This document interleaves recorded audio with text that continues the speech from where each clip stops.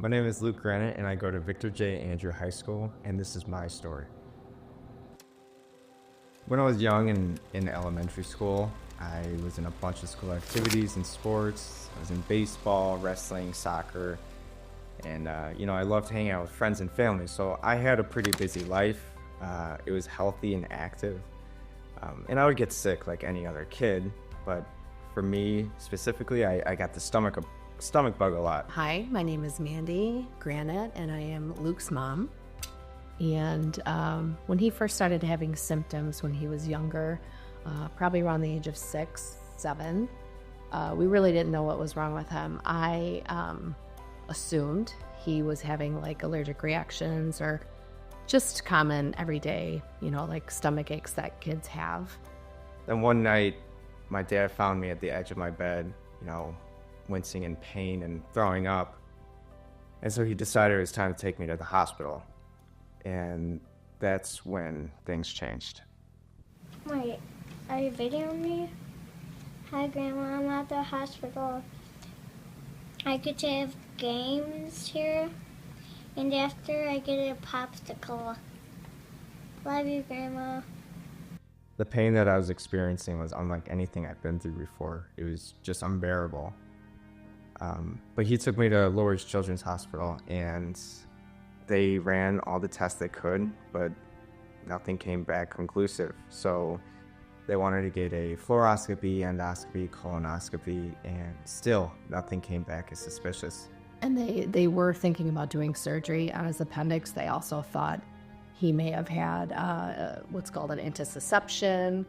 They really weren't sure what was wrong with him. All of his blood work came back okay. He had multiple tests. Ultimately, he did not end up getting the surgery. They just watched him and was discharged 6 days later, and we still didn't have any answers. A couple days later, after I was released from the hospital, the doctors called, and they said I had hereditary angioedema. Now, hereditary angioedema is a rare and debilitating disorder. Now, that causes spontaneous swelling all throughout my body, whether it's the face, feet, hands, intestines, genitals, or even the throat. The phone call that we got said, we're really sorry to tell you that he has hereditary angioedema. Like I said, I'm being a nurse. I didn't even know what that was. I never heard of it before. I didn't even think anything of it.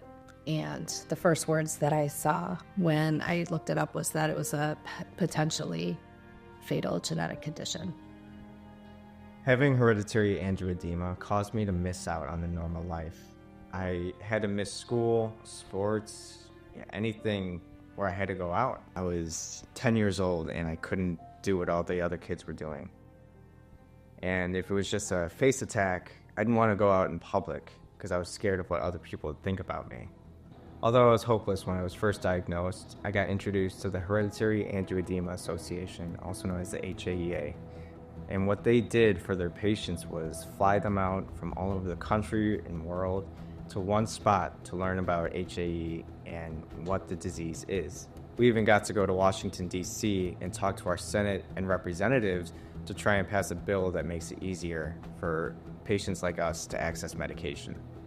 So Luke and I first got involved in the organization, the HAEA, Hereditary Angioedema Association, as volunteers. We would just sign up for different events to be a part of, and it was a way for him to, meet others, and the same for me as, a caregiver to someone who has HAE. When I was younger, I was scared, confused, and just unsure of what was going to happen after I was diagnosed.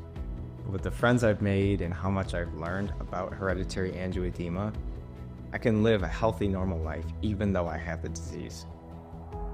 The number one priority of the Hereditary Angioedema Association is advocacy and spreading awareness for the disease.